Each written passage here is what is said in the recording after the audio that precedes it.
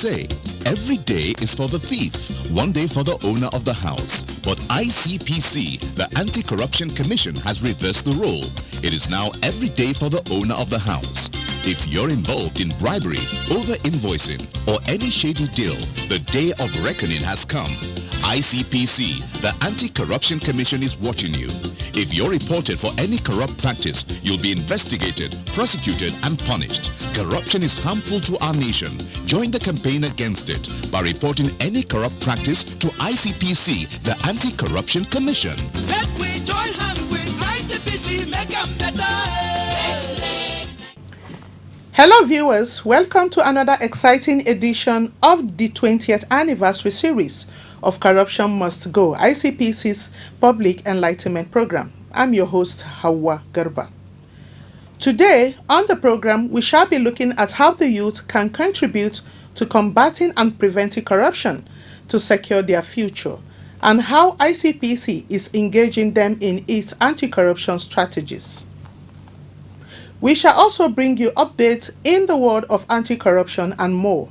But first, let us join Ruth Awodi as she brings us anti-corruption stories. Stay with us.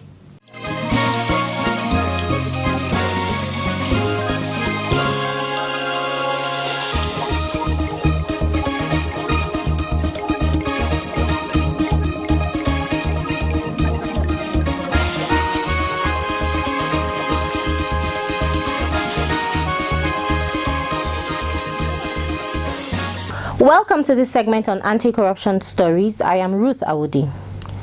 A federal Capital Territory High Court has sentenced a former Director of Finance of the Niger Delta Ministry, Mr. Ayinla Abibu, to 1 year imprisonment as well as the forfeiture of 2 plots of land in Kubwa and Buari of Abuja. The convict was charged by ICPC for embezzling the sum of 60 million naira from the federal government through the use of a front company, Zeocat Nigeria Limited, in March 2014. Abibu was charged by the Commission before Honorable Justice Olukayode Adeniyi for defrauding the federal government in collusion with a former principal accountant in the ministry, Mr. Kabiru Poloma, by fraudulently withdrawing money from the constituency project account of the ministry domiciled in the Central Bank of Nigeria, CBN. The 60-year-old convict was said to have used the proceeds of the fraud to acquire a house in Ogbomosho, Oyo State, and plots of land in Kubwa and Buari of the Federal Capital Territory, Abuja.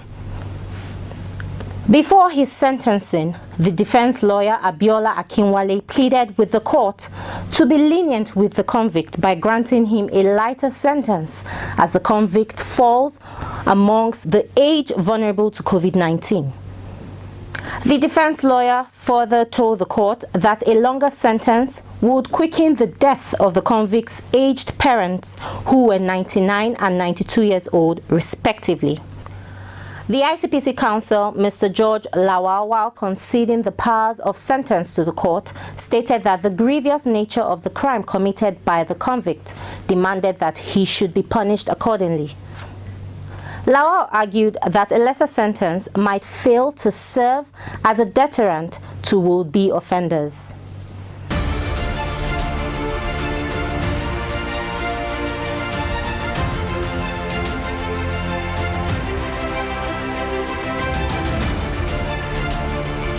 In another development, ICPC has said that it would begin clamping down on illegal degree awarding institutions, as well as tackle the problem of sexual harassment in tertiary institutions in Nigeria. The plan to tackle the problem of fake degrees and sexual harassment was reached with the management of the National Universities Commission, NUC, during a courtesy visit to ICPC's headquarters, Abuja, recently. Executive Secretary of NUC, Professor Abubakar Rashid Adamu, who led the delegation to ICPC, lamented that schools that award higher degrees within 6 months and Doctor of Philosophy PhD degrees in less than 1 year had become common in Nigeria. He also said that NUC had found institutions where academic projects and theses were on sale for 3,000 naira per copy, adding that another disturbing scenario was the influx of graduates with fake degrees from foreign institutions into the National Youth Service Corps (NYSC). Professor Adamu also revealed that fake institutions from Benin Republic and Uganda were now recruiting students from Nigeria. This is part of a larger issue, what we call the illegal degree mills. It is amazing. ICPC has helped us in the past, and I think one appeal we shall make today is that we are going to come up with our written request to ICPC to request for more assistance to tackle this growing menace of illegal universities, illegal degree mills going on in this country. Some of them under the name of foreign universities. They will say Benin Republic. And sometimes they award degrees in 6 months, some in 1 year. Last year, you remember, the foreign ministry sent us a university in Uganda that were recruiting students only from 2 countries in the world, Nigeria and South Sudan, and awarding degrees in between 3 months and 6 months. And Nigerian parents are paying. And then when they come back, they will have the temerity to say they wanted to go and serve in NYSC and they wanted employment. So when they write to NUC, whether this degree is recognized also, yes, we don't have the legal power to pass judgment on degrees outside.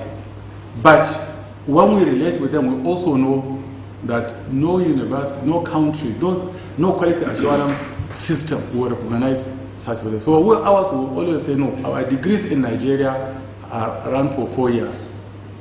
If it is the UK system, after A levels, run for 3 years.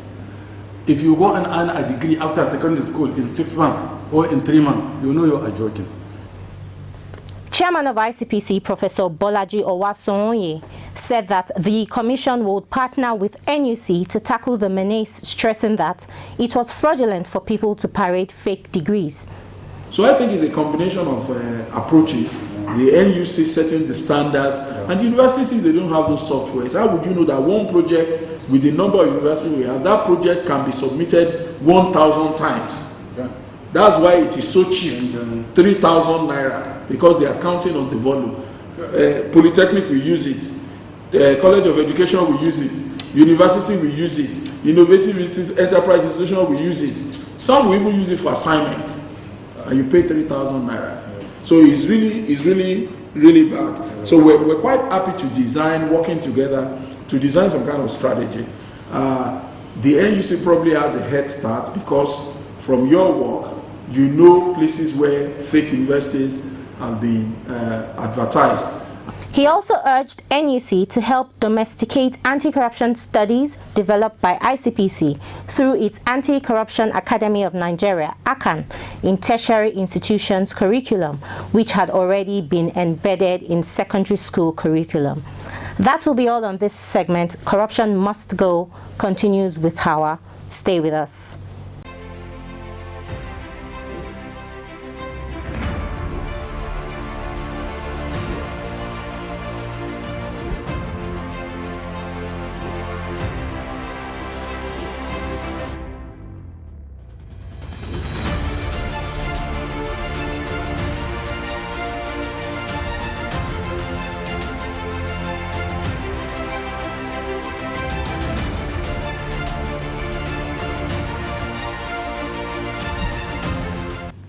Welcome back. This is Corruption Must Go, a production of the Public Enlightenment Department of ICPC. A recent study of World Youth Report on the United Nations Department for Economy and Social Affairs indicates that 1.2 billion young people aged 15 to 24 years account for 16% of the global population. What this means is that the active participation of this set of persons is central to the fight against corruption. Or simply put, together with the youth, the fight against corruption can be won. In its efforts to catch them young, ICPC over the years has come up with various initiatives such as students' anti-corruption clubs, in secondary schools, anti-corruption vanguard in tertiary institutions, NYSC CDS groups to engage them in the anti-corruption war. The Commission has also introduced values-based education in the form of the National Values Curriculum, intended to imbue in the youth the culture of integrity, honesty, and transparency in their formative age. Part of such effort by ICPC to engage the youth in its anti-corruption drive was a recent 20th anniversary national essay competition for members of anti-corruption clubs on the topics how to end the menace of examination malpractices for junior secondary schools and the role of the youth in the fight against corruption for the senior category. The head of Department Education tells us more. Way back 2003, we discovered, or we resolved that without the youths, the fight against corruption will be difficult to be effective, or will not be effective, because the youths constitute 70% of the nation's population, and they are the backbone of any nation. So if you capture the youths and engage them effectively in the fight against corruption, you are catching them young and building generations of people of integrity, so that there will be fewer or even nobody to arrest and prosecute on the account of corruption in the very near future. So it's based on this realization and resolve that we decided to start engaging the youths effectively in the fight against corruption. And one way we are doing that is by forming clubs in secondary schools and vanguards in tertiary institutions, as well as community development groups amongst NYSC core members. Now, we went further to introduce a number of competitions among these schools, these students. One of them is the essay competition. We've been organizing essay competitions way back 2003, like I said, to engage the youth effectively in the fight against corruption. First of all, in order to inculcate sound moral values in these youths and to imbibe in them, for them to imbibe the tenets and spirits of the fight against corruption. So talking about the, as at the moment, we have established more than 1,000 clubs and vanguards in tertiary and secondary schools and tertiary institutions across the country. Talking about the current youth competition, it was organized in commemoration of the ICPC 20th anniversary. We decided to open the competition to anti-corruption clubs formed by ICPC and integrity clubs formed by EFCC, and in both private and public secondary schools. And we received, after wide publicity, because we announced and publicized the call for entries, even using social media, we received a total of 1,114 entries from students. During this COVID-19, most students are at home, and we agree that they should write at home and submit the scripts to the nearest ICPC office or send to us through the ICPC website or particular dedicated portal, which they did. After the rewrite exercise, a webinar titled Integrity Pays was organized for secondary school students who participated in the essay competition. The webinar had speakers on various topics ranging from integrity swag, cost-benefit of integrity, the role of youth in the fight against corruption, amongst others. In his opening remarks, the ICPC chairman counseled the youth on the values of integrity. Also, Ms. Tina Odinakachi, who spoke from South Africa, addressed the students.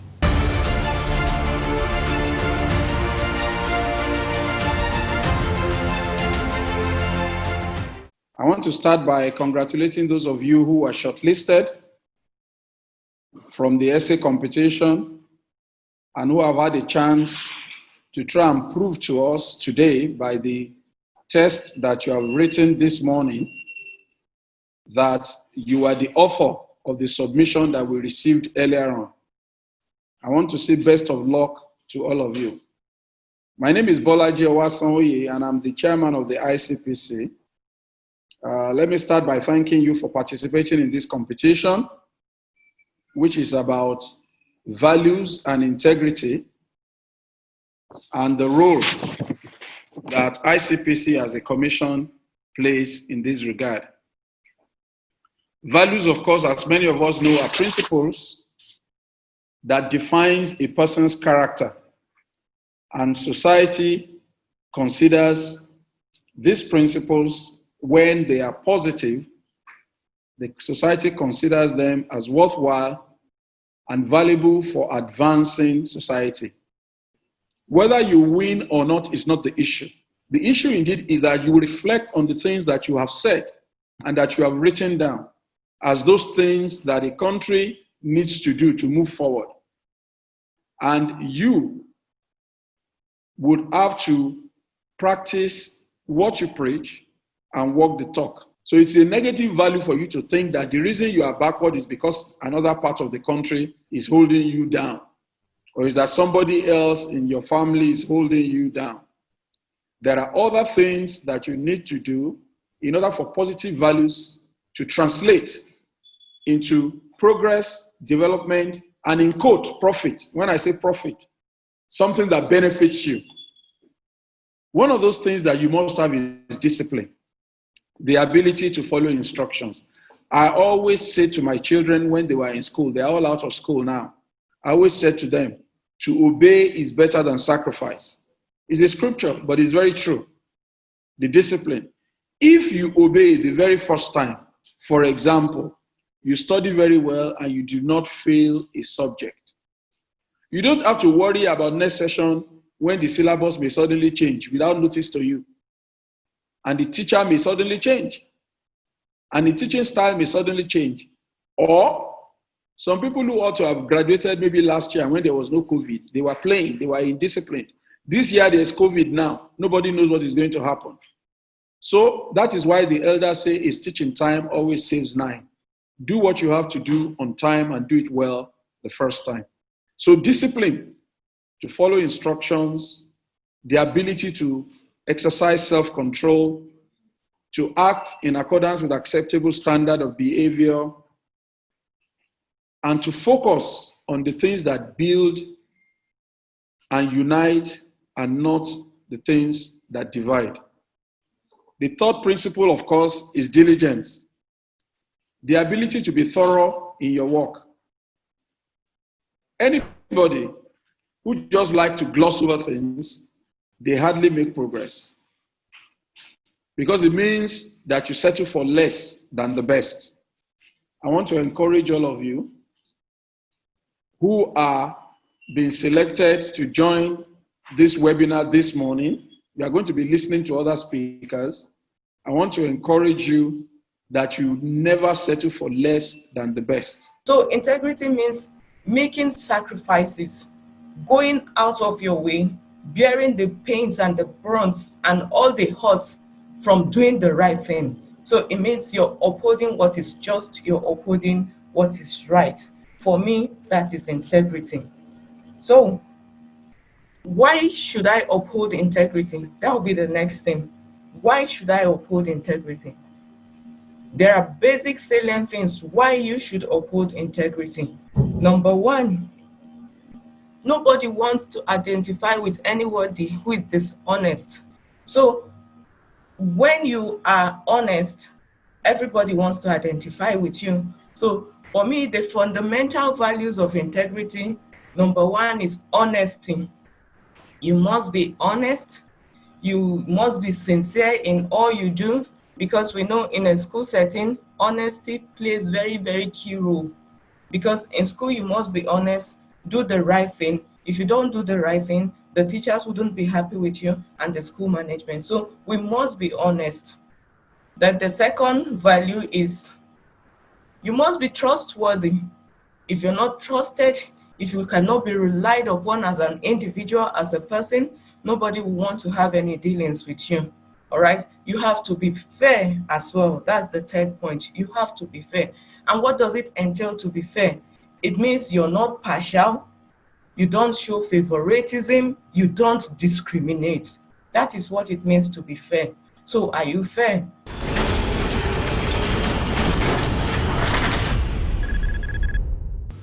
Mobilization of the youth for active participation in national issues is a critical building block for constructing a viable nation because the youth are the future. The youth have the zeal and passion to take a stand for integrity and make a significant impact in the fight against corruption. Integrity is the quantum of human character built is the quantum of human character built on selflessness, built on honesty, built on accountability and sound moral principles. Now, our awareness campaign is also another way. I could speak on the assembly ground, letting people know about the dangers and evils of corruption, how to prevent corruption, and how to develop their integrity. And another one, I feel that is the most important way of fighting against corruption, is personal commitment. Though this may not, it reflects outside also as well as inward. You have to determine in your heart not to avoid every appearance of evil and wrongdoing. Once you do this, people around you will see your character, and once they see something that is good and they avoid any evil appearance, they would love to enter into whatever you are doing. For example, now your integrity campaign and stuff. So if you develop, if you make your personal commitment, people around you, they are going to be affected by your lifestyle, and it's going to convert them from the place of evil to the place of good. To me, I think integrity is whom you are when nobody's watching you. First of all, I think I need to be fair. I need to jettison favoritism. I need to be impartial. Like, okay, when something like a fight occurred in the school, that's okay, Joyce, you were here when this fight occurred. What happened? Because my brother or my sister was among those people that fought, I'm not supposed to say, okay, no, this is how, in favor of my brother or sister. I'm supposed to stand as, okay, this is how it happened. The role I can also play is that I can also call other students, understand? And I'll tell them, enlighten them about corruption, like this short film. Corruption is with the masses who worship and praise the elites, who embezzles and loots our money, wealth and resources. Corruption is with the poor masses who vote in the corrupted elements in power and stone our fellow pauper who stole food to eat and survive. Corruption is with the poor masses again who see our corrupted leaders and applaud them in markets, village, street, just doing what they ought to. So I also have to tell them that corruption, the corrupt, and the corrupted is you and I, who is being bought with our stolen funds to campaign, tell lies, and turn deaf ears to our fellow masses' plight.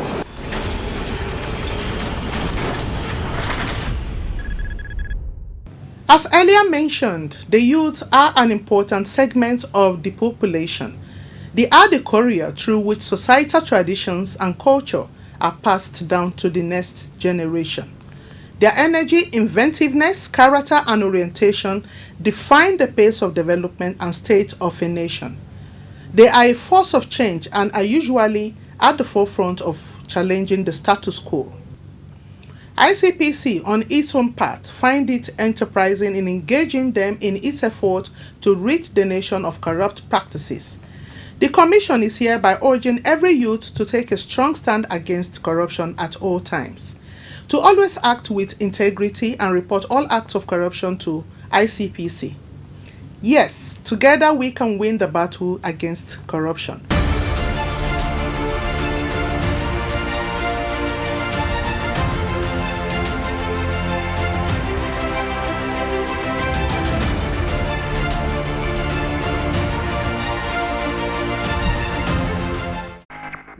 As we observe safety measures,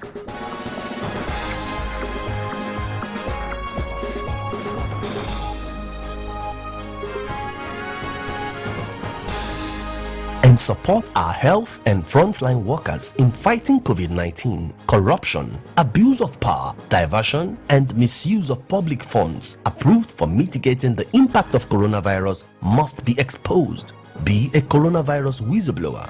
Report abuse in the management of COVID-19 fund and palliatives to ICPC on toll-free number 0800 2255 4272 or AfricMail on 0811 877 1666. Email tips@corruptionanonymous.org. This message is from the African Center for Media and Information Literacy, AfricMail, in partnership with ICPC, supported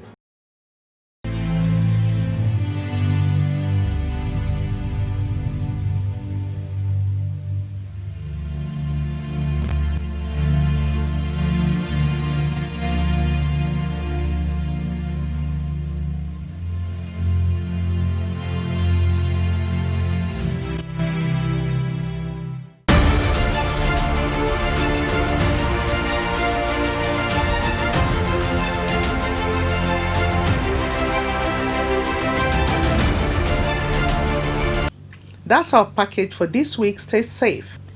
Remember, you can make inquiries and suggestions via our toll-free numbers as shown on the screen. You can also watch the program on our YouTube channel, www.youtube.com/ICPC Nigeria. See you again next week. Bye for now.